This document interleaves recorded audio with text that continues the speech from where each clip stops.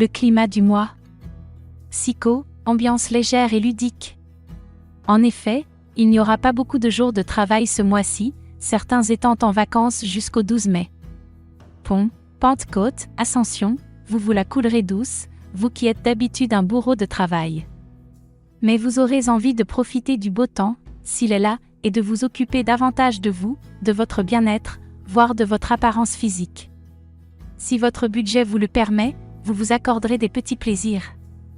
Pratique, vous n'aurez aucune difficulté à imposer vos volontés tout au long de ce mois.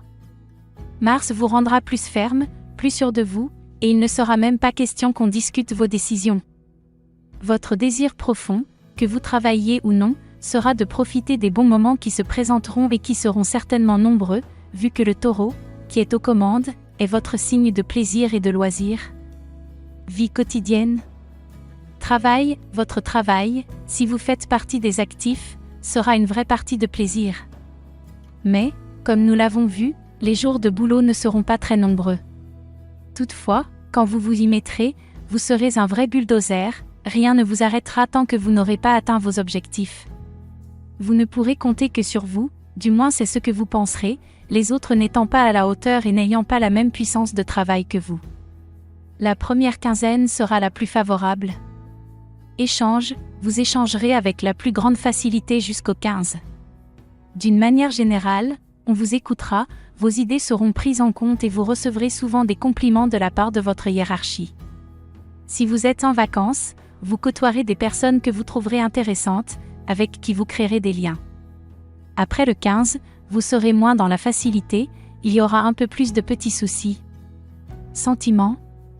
À 2, troisième décan, vous aurez droit à de bons influx de Vénus jusqu'au 9. C'est un peu court, mais si vous êtes en vacances, cela signifie que vous en profiterez sans restriction et que la vie vous paraîtra plus belle.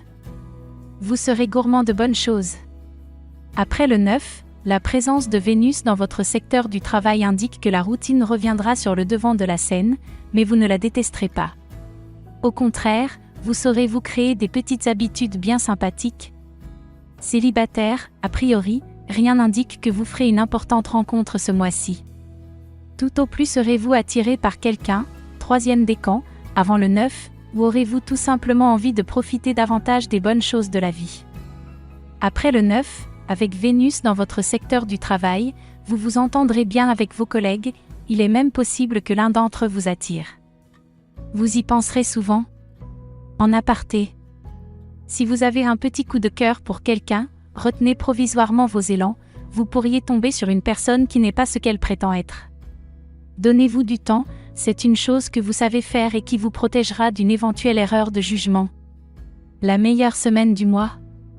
La première et surtout la deuxième semaine du mois verront le Soleil et Mars marcher la main dans la main. Voilà qui vous donnera de l'énergie pour aimer, ou pour exercer votre hobby, le jardinage. Vous serez très dynamique et volontaire, si vous décidez quelque chose, vous irez jusqu'au bout.